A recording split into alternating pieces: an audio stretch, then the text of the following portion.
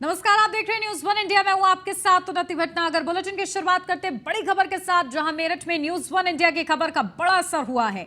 Sex tape कांड का आरोपी रमेश चंद्र गुप्ता गिरफ्तार हुआ है। सीनियर वकील रमेश चंद्र गुप्ता को पुलिस ने दबोचा है, लेकिन दोनों आरोपी बीजेपी नेता अभी भी फरार हैं। सूत्रों के हवाले से बीजेपी नेताओं की गिरफ्तारी पर यह बड़ी अपडेट, जहां पुलिस ने देर रात बीजेपी नेताओं के घर दबिश दी है। सूत्रों के हवाले से खबर है, अभी तक भाजपा नेताओं पर मेहरबान थी मेरठ पुलिस। दर्जा प्राप्त राज्य मंत्री और महानगर महामंत्री अभी भी फरार है। आज दिन बाद भी बीजेपी नेताओं की गिरफ्तारी न होने पर सवाल उठ रहे हैं। अब जहां मुख्य आरोपी रमेश चंद्र गुप्ता को पुलिस पहले ही गिरफ्तार कर चुकी है, तो न्यूज वन इंडिया की खबर का यह दमदार असर है। जहां पहले प्रशासन मेहरबान था बड़े नेताओं के डर के रसूख के चलते, लेकिन न्यूज वन इंडिया की खबर का असर हुआ और आखिरकार रमेश चंद्र जो मुख्य आरोपी है उसकी गिरफ्तारी हुई है, लेकिन अभी भी दो आरोपी फरार हैं। उनकी किस तरीके से तलाश होती है और कब तक गिरफ्तारी होती है देखना होगा, क्योंकि 8 दिन बीत चुके हैं लेकिन अभी तक कोई गिरफ्तारी नहीं हुई है।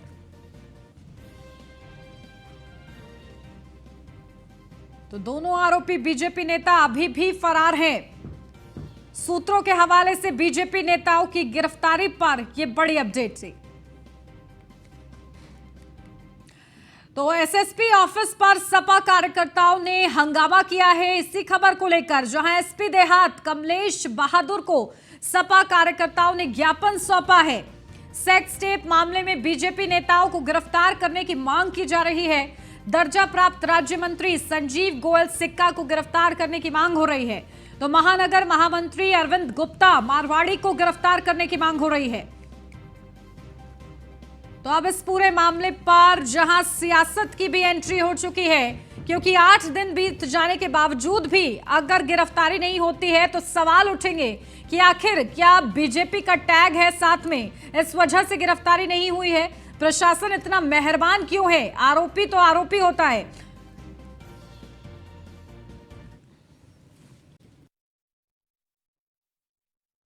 मामला ये है कि 15 दिन से 12-13 दिन से लड़की नाबालिग लड़की के साथ में बलात्कार हुआ था, वीडियो वायरल हुई थी, अपहरण हुआ था, जिसमें कि पुलिस ने उसे बरामद भी किया, जिसमें संजीव सिक्का, अरविंद गुप्ता और मारवाड़ी इन सभी के नाम आए थे।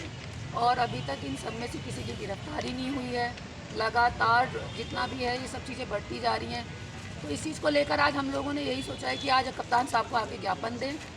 कहीं ना कहीं पुलिस व्यवस्था, लॉ एंड ऑर्डर जीरो है। लगातार ये चीज़ें मैं देखती हूँ कि साइबर क्राइम इतना बढ़ गया है, बहुत ज़्यादा बढ़ गया। और पुलिस हमेशा चुप्पी साधे बैठती है, आंखें बंद करके बैठी है। उत्तर प्रदेश सरकार तो आंखें बंद करके बैठी है, लेकिन ये लोग भी कहीं ना कहीं आंखें बंद करके बैठे।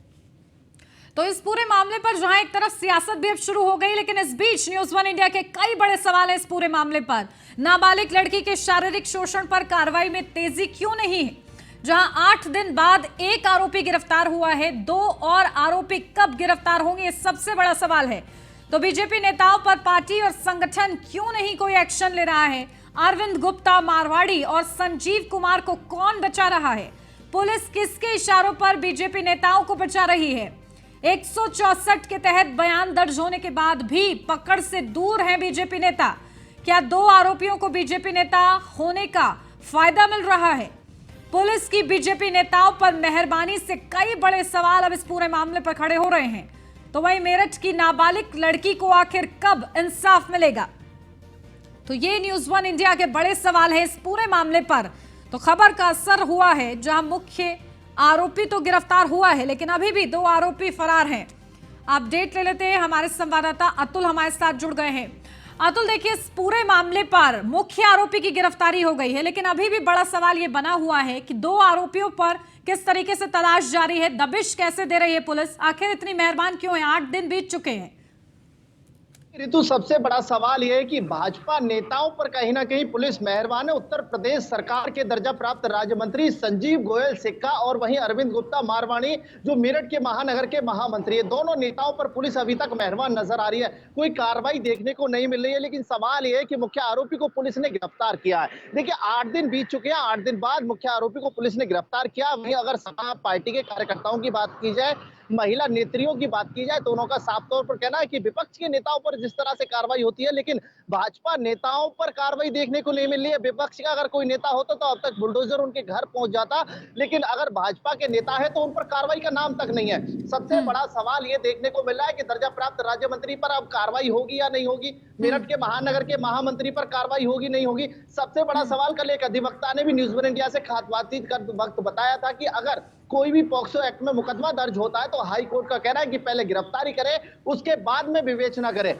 लेकिन मेरठ पुलिस मेहरबान भाजपा नेताओं पर नजर आ रही है, अभी तक कोई गिरफ्तारी नहीं है। लगातार अगर बात की जाए तो दोनों नेता मेरठ के शहर में घूमते हुए नजर आ रहे हैं, खुली में सांस ले रहे हैं, लेकिन उसके बावजूद अगर नाबालिग बच्ची की बात की जाए, नाबालिग बच्ची को अनाथ आश्रम में रखा गया है। उसी के साथ साथ देखा जाए तो मुख्य आरोपी को गिरफ्तार कर कोर्ट में पेश किया गया है। 14 दिन की न्यायिक हिरासत में लिया गया। उसके चलते अब कई ऐसी चीजों का खुलासा होगा। रमेश चंद गुप्ता के पास एक मोबाइल था, उस मोबाइल की अगर बात की जाए तो बहुत ऐसी अश्लील वीडियो हैं, बहुत ऐसे लोगों की अश्लील वीडियो हैं। कहीं ना कहीं इन लड़कियों को, जो नाबालिग लड़की है, इसको बाहर भी भेजा जाता था। और उसी के साथ साथ देखिए, सूत्र बताते हैं देर रात मेरठ पुलिस ने सिविल वर्दी में पहुंच करके अरविंद गुप्ता मारवाणी और संजीव गोयल सिक्का, जो दर्जा प्राप्त राज्य मंत्री हैं, उनके यहाँ पर पुलिस ने चौकाबंदी की है। वहां पर तस्दीक की है कि गहरी निगाह है या नहीं है, कहां पर है। लगातार देखा जाए तो पुलिस अब एक्शन मोड में नजर आने लगी है, क्योंकि भाजपा नेताओं का जो संरक्षण है वो कौन देने वाला है।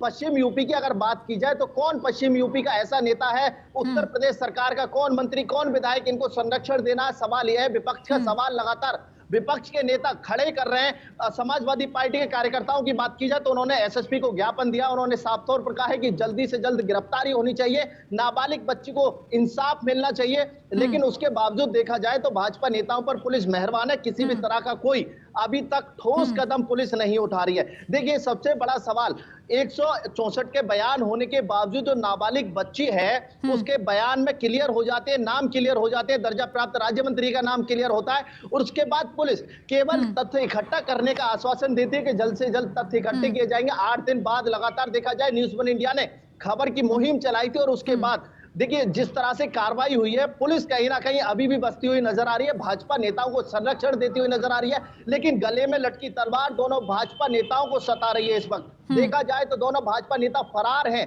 मेरठ में घूमते हुए नजर आ रहे हैं, लेकिन अपने घर तक नहीं पहुंच पा रहे हैं, क्योंकि कहीं ना कहीं पुलिस की लटकती तलवार इस वक्त कार्रवाई का दौर बदलता हुआ नजर आ रहा है। लगातार प्रमुखता से खबर जिस तरह से हमारे दर्शक देख रहे हैं, दर्शकों का अभी यही कहना है कि भाजपा नेताओं पर क्यों नहीं कार्रवाई हो पा रही है। विपक्ष के नेताओं पर तुरंत कार्रवाई होती है, लेकिन भाजपा नेताओं पर कार्रवाई नहीं। सबसे बड़ा सवाल यही है कि मेरठ के अंदर अगर देखा जाए, विपक्ष के नेताओं का, वकीलों का कहना है कि 2 कानून बनाने चाहिए सरकार को, कि भाजपा नेताओं के लिए ये कानून होंगे। बिल्कुल, देखिए अतुल, अब इसी के चलते सियासत भी शुरू हो गई है। समाजवादी पार्टी के कार्यकर्ता हंगामा कर रहे हैं। क्या सियासत में उथल पुथल हो रही है इस खबर के चलते?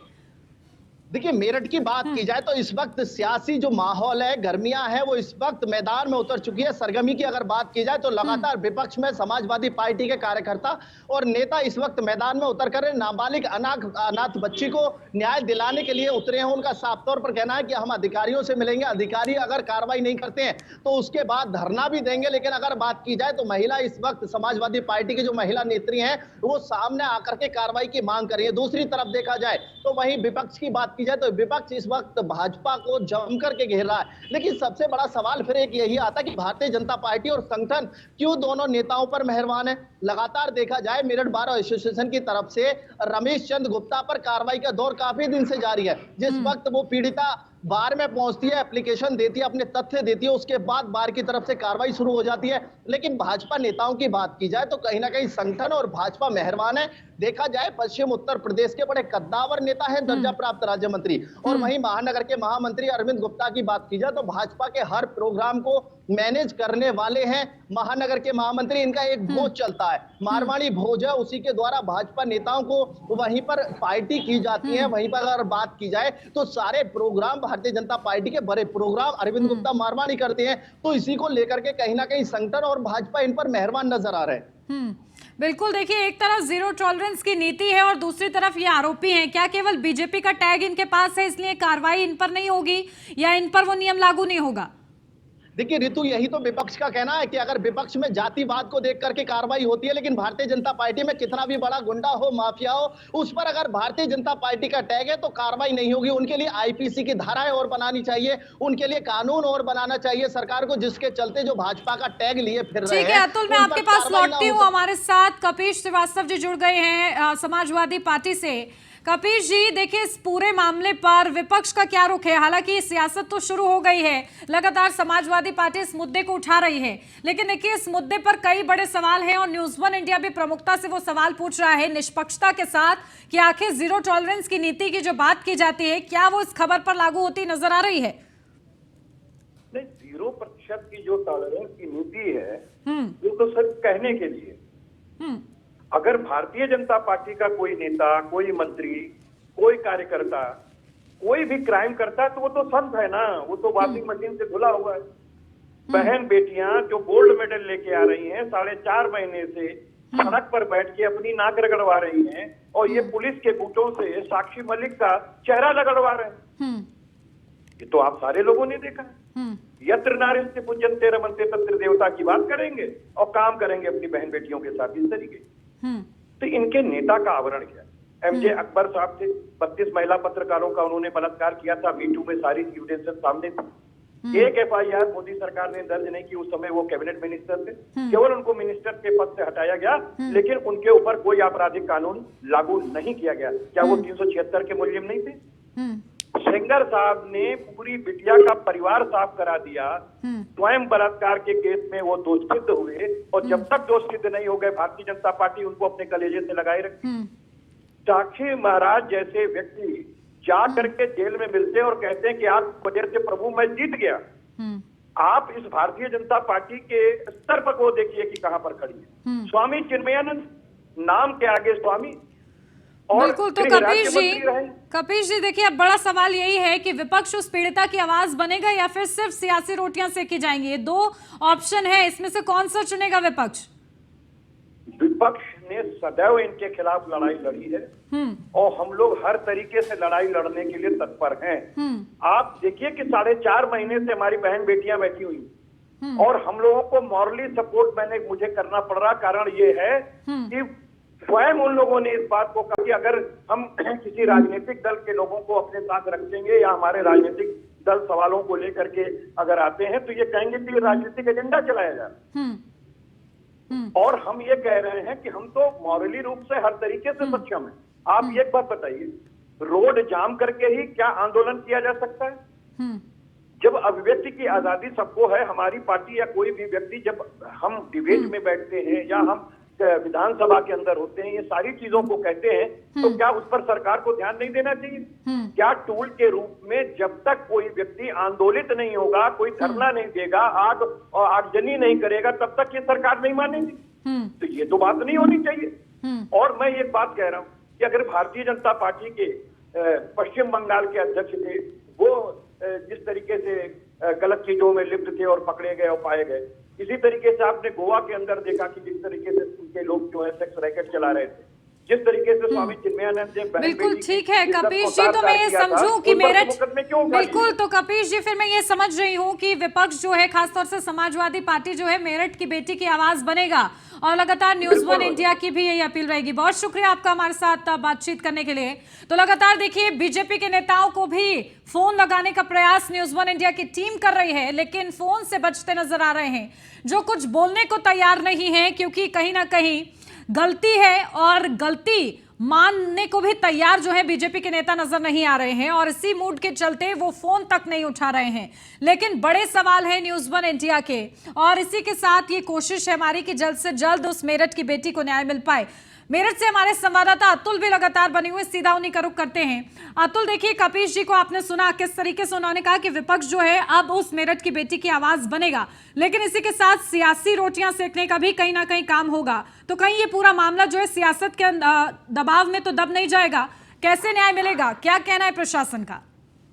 देखिए उन्नति, सबसे बड़ा दबाव यह है कि भारतीय जनता पार्टी के नेता होते हुए गिरफ्तारी बहुत ही मुश्किल हो पा रही है। कहीं ना कहीं पुलिस के अगर दबाव की बात की जाए, 27 तारीख को अपहरण का मुकदमा दर्ज होता है, उसके बाद पुलिस गश्ती करना भूल जाती है। उसके बाद अगर देखा जाए तो पुलिस जहां से वो बच्ची नाबालिग गायब होती है, जहां से उसका अपहरण दिखाया जाता है, वहीं से पुलिस बरामद करती है उसे। तो सबसे बड़ा सवाल यह है कि भाजपा के चलते उत्तर प्रदेश के अंदर मुख्यमंत्री हो, प्रधानमंत्री की अगर बात की जाए तो बेटी बचाओ, बेटी पढ़ाओ, बेटी सुरक्षित है, कानून का राज है। आज बेटी 10 बजे घर से बाहर निकल सकती है, आज बेटी 2 बजे घर में आ सकती है, कोई भी टच करने वाला नहीं है। लेकिन भारतीय जनता पार्टी का अगर नेता ही टच करते हैं तो पुलिस काम नहीं करेगी। अगर विपक्ष का कोई व्यक्ति करता है, कोई बदमाश करता है, कोई डकैत करता है या फिर कोई और करता है, छिचोरा करता है, तो उन पर कार्रवाई होगी। लेकिन अगर भारतीय जनता पार्टी के इस तरह की अश्लील हरकत करते हैं, छेड़खानी करते हैं, लंबे समय तक यौन शोषण करते हैं, अगर बच्ची अपनी आवाज उठाती है तो प्रशासन काम नहीं करेगा, क्योंकि उनके पास भारतीय जनता पार्टी का टैग है और वो टैग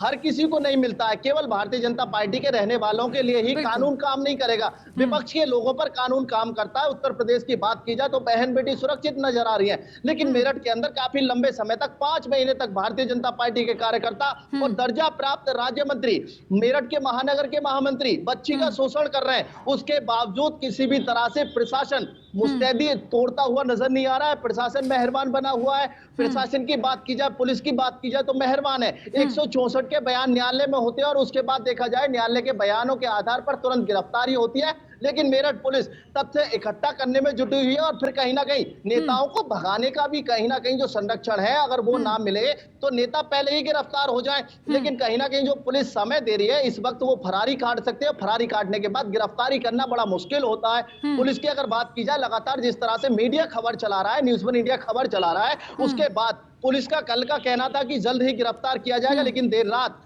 कहीं बाहर से उसको गिरफ्तार किया। लेकिन पुलिस का कहना है कि दौराला क्षेत्र से गिरफ्तार किया गया है रमेश चंद्र गुप्ता को, और अब बाकी जो अरविंद गुप्ता मारवाड़ी है और संजीव गोयल सिक्का है, उनके तथ्य इकट्ठा करने के बाद कार्रवाई की जाएगी। देखिए, अब 8 दिन बीत चुके हैं और अब किस तरीके से गिरफ्तारी होती है ये देखना होगा। इस पूरे मामले पर कैसे संज्ञान लिया जाता है। अतुल, आप नजर बना के रखिएगा इस बड़ी खबर पर। बहुत शुक्रिया फिलहाल आपका।